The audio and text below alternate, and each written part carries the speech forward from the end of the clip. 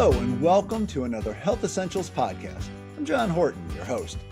Dealing with someone who's a control freak can be frustrating, to say the least.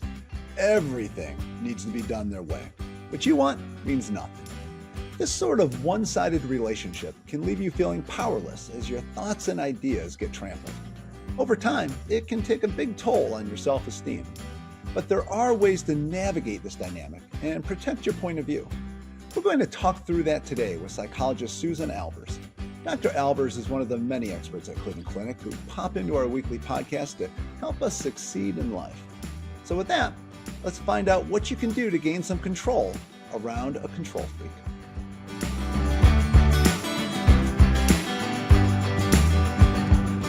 Welcome back to the podcast, Dr. Albers. Thanks for swinging by for another chat. Thank you so much for having me here. It's so great to have this opportunity to talk with you about another mental health issue. Well, and this is a big one because our topic today revolves around dealing with control freaks. So I guess to get us started, I feel like that's a term that gets tossed around a lot. I mean, we all like things a particular way. So what elevates somebody to kind of control freak status? We all have control freaks in our lives. They may be our bosses, our parents, our friends, and many people around us, or we may ourselves be a little bit of a control freak. Some important things to know about control is that we all need a little bit of control in our lives. It helps us to plan, to get things done, to be responsible. What we're talking about today is the extremes. On one end of the extreme is lack of control. That's when things feel a little chaotic, you're not paying attention. Today, we're talking about the other end of when there is hyper control, rigidness. And there are a lot of red flags of control freaks. Number one is how they make you feel. When you encounter a control freak, you often know it because you feel like you're walking on eggshells. They often make you feel like you can't do anything right, or you feel anxious, sometimes even afraid that you're going to get things wrong, and overall a little exhausted and sometimes frustrated. Definitely, without a doubt. We've all been there where you just have that, you feel like you can't even move because you're going to do something wrong or upset them or do something that just, like I said, doesn't fit into the kind of the world or the narrative that they're setting. Yes. And you also know that this is a control freak because of the micromanaging. They will often hover around you or redo tasks or comment on how you've done something. So a classic example is that you are loading the dishwasher and you walk away and they come back and they rearrange it because you haven't done it right. That one is one that often I'm starting to worry now because in counseling a lot. I do that. There's some things that, we want more control over than others. It's also often you feel like you're getting instructions versus having a conversation. So instead of having a collaborative conversation about what you're going to do this weekend, your partner may say to you, or the other individual may say to you, this is what we're doing. It's not a question. Yeah. It's a statement. Also, it's monitoring behavior. So they may follow along behind you and critique how you are doing things. You've missed this spot, or they may rewrite your email or tell you how to do an errand, or they may track you and say, it's only 45 minutes away and it took you 20 minutes. Where have you been for the last bit? They may monitor how you do things, when you do things, why you do things. And this can kind of weigh heavy for someone who is on the other end of the spectrum. They also want to often be in control of plans, making schedules, picking where they go to dinner. And you can always spot someone who is a little on that controlling side when you're planning a vacation.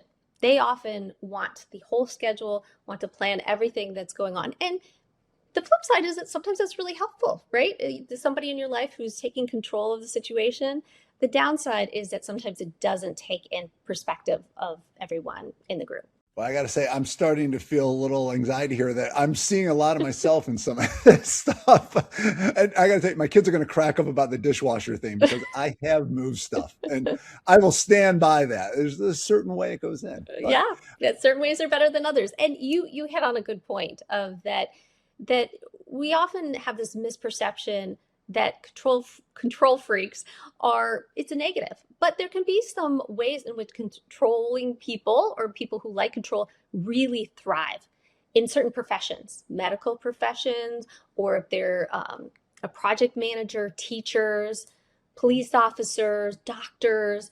These all are people who, if they have more of a controlling nature, can really channel that into their profession, and it can be really beneficial. Yeah, we might be able to add podcast host onto that now, I'm thinking Exactly. too. Um, so, all right, so we're kind of talking about this, like what we see and kind of, how you kind of recognize a control freak.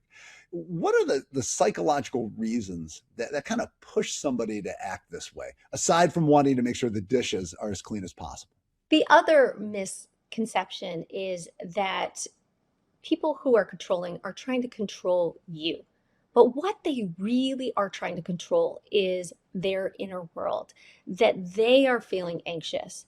And by trying to control the external world, they are really trying to control what is going on the internal world. So if the external world is calm, then they feel calmer on the inside.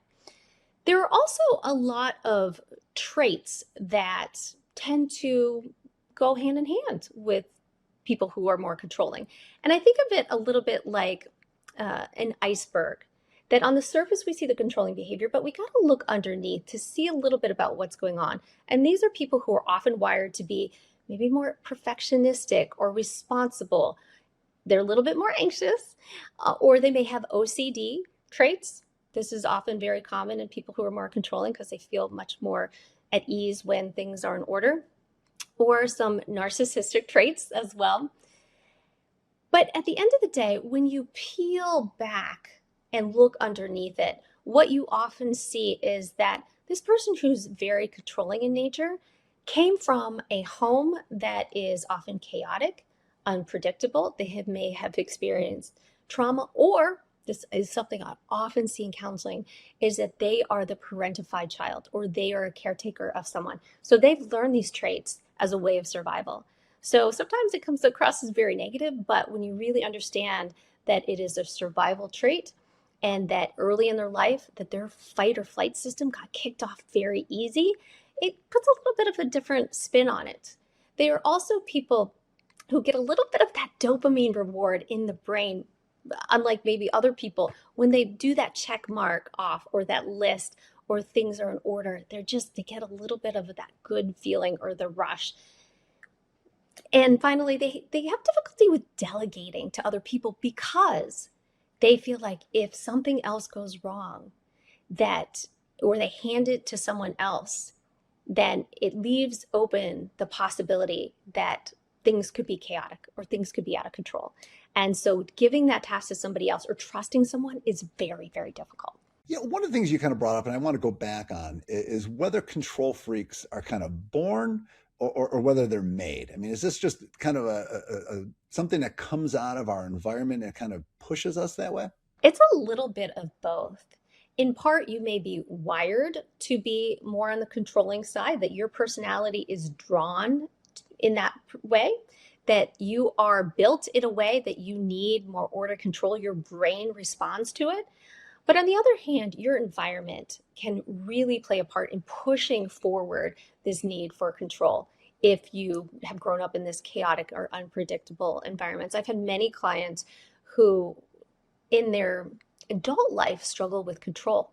But when we start to look back and unravel what is really behind it, they tell a lot of stories about needing more control in their life as an adult because their childhood was so unpredictable or unstable. So, Dr. Albers, as you've kind of described, what makes someone a control freak, I'm guessing listeners immediately thought of someone in their life who checks a few of those boxes, or maybe even looked at themselves and said, "Huh, this could be me." What are some strategies, I guess, for dealing with control freaks and to kind of handle those situations? Number one is to reframe the term. It's a very negative term, control freak. And as soon as we say it, we have a reaction to it. And you may have even heard me today as I was talking that I struggled to say it because it's got a judgment to it. And anytime we put a label on someone, it impacts how we react to them, how we feel about them. So let's peel off that label of control freak and instead say someone who likes to be in control to manage their anxiety. And think about just how that tweaks a little bit your empathy towards them and takes out some of the conflict that you may have. So number one is take away that term and think about it in a little bit of a different way, some gentler, more compassionate terms. Okay, I'm already liking that. Given where I think I'm seeing myself in this thing. So, all right, definitely check that box. Second is we want to gently name the cycle, helping to point out when it's happening, because people who are more on the controlling side, they will swear up and down that that is not their intent, to undermine you or to make you feel like you're not doing it right.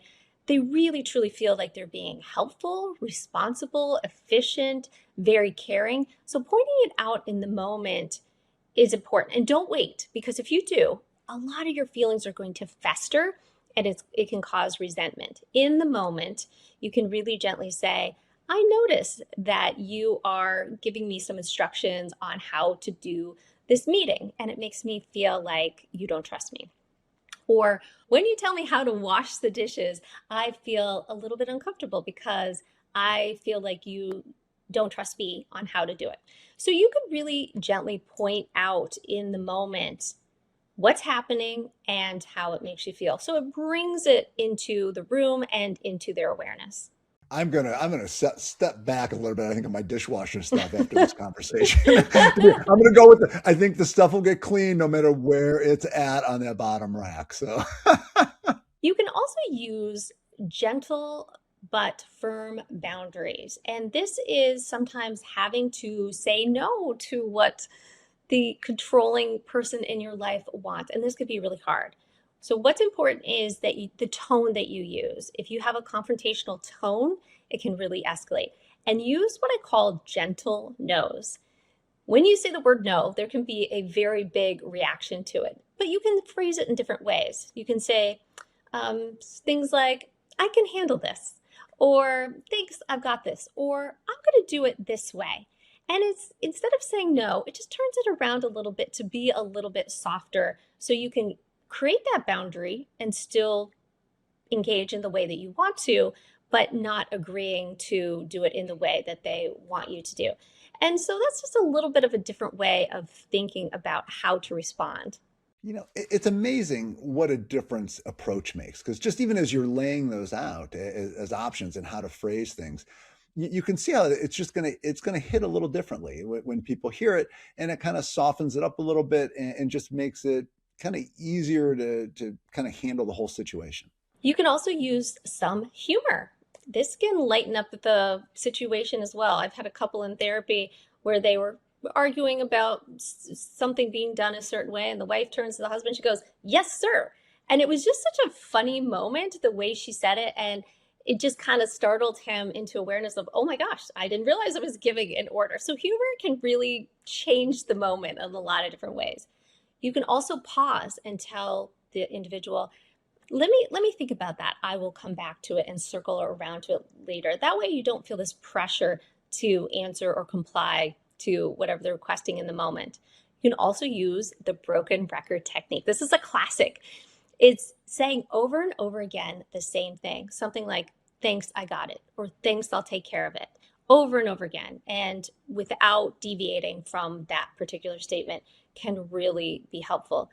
With the controlling person in your life, you may know what their triggers are. So they may be triggered by the dishwasher, or they may be triggered by what kind of plans that you're going to make. Sometimes anticipating what these triggers are going to be will help you to respond or cope with them a lot better and plan around them.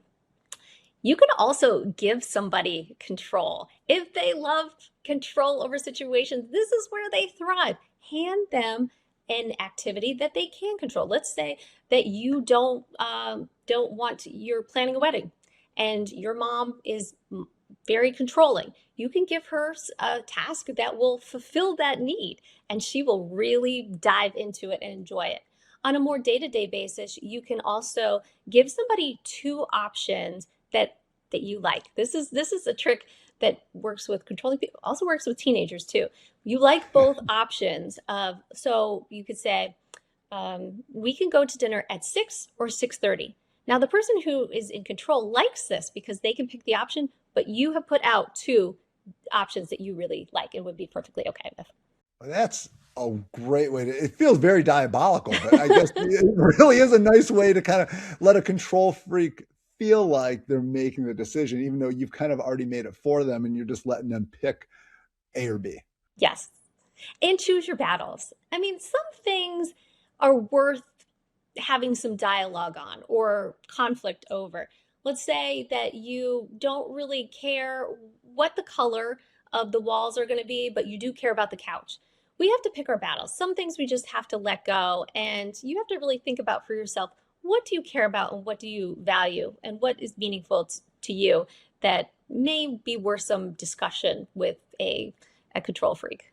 I got to say, the whole choosing the battles thing, I've been married 30 plus years at this point, and that that has gotten us through a lot of stuff, because you do just have to let some things go and know what's important to the other person, and kind of maybe let them have it every once in a while. And sometimes you don't want to ask for an opinion. You have to be careful of asking someone what is their opinion, because if you invite them to comment, then they're going to have an opinion about it. So you may sometimes not want to invite the other person to comment on something that is important to you, and just, again, handle it yourself and let it go. Yeah, it sounds like with a lot of this, patience is key to dealing with any of these relationships. Patience is key. And particularly because when you're dealing with someone who is more controlling, they weirdly struggle when the plans change. If anything deviates, it can cause a lot of panic, even a lot of anxiety, and this fear and dread. So we often don't see on the surface what is happening. People who are controlling control freaks, they look great on the surface. You can't tell that underneath that they are really struggling. So it can be very deceptive, or we can really miss how much a little deviation can throw someone off. And do you find, are there times where if you're working with somebody or living with somebody who really just has to be in control, that you need to reach out and maybe get a little support from elsewhere? Kind of have a support system in place so that you can just kind of handle it a little bit better, or just feel more confident in kind of letting your opinions be known. It can be very helpful to reach out and work with a therapist, because we get very stuck in a lot of these patterns. And over time, when control issues are not addressed, it can create a lot of conflict in a relationship. And it can also create, the number one issue it can create is to erode your partner or your child's confidence. I have a lot of teens who go off to college, and I can tell because they grew up in a home where parents were strictly in control. They get to college, and a lot of times they lose their confidence. They feel like they don't know how to make decisions on their own because someone is always telling them what to do and how to do it and how to do it right. So the risk of in a relationship of exerting some control, or not letting people stumble or fail or do it in their own way, is that it doesn't help them to feel this self-efficacy or to feel a sense of confidence overall. It can also lead to a lot of emotional exhaustion in the relationship, that you feel like you're always walking on eggshells.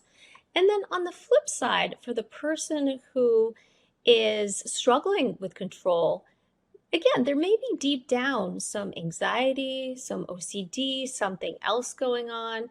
So if somebody's coming to you and over again, or you hear from different sources around you that you're a control freak, it might be a little bit of a red flag to pause and think about what's going on really for you, and how does control play out in your life.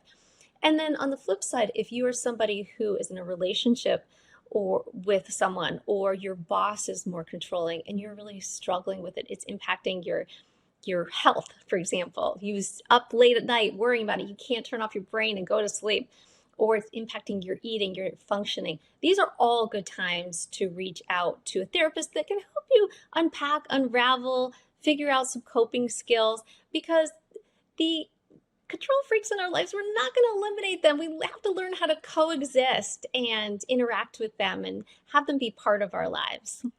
Now, I'd imagine as you do come up with some of these coping techniques and try to, maybe work with the control freak in your life to kind of get these issues addressed and maybe make your voice heard a little bit more and all that, that there might be a little friction. So what can you kind of do, or how should you respond when you start feeling that and your the moves you're making just aren't really being accepted?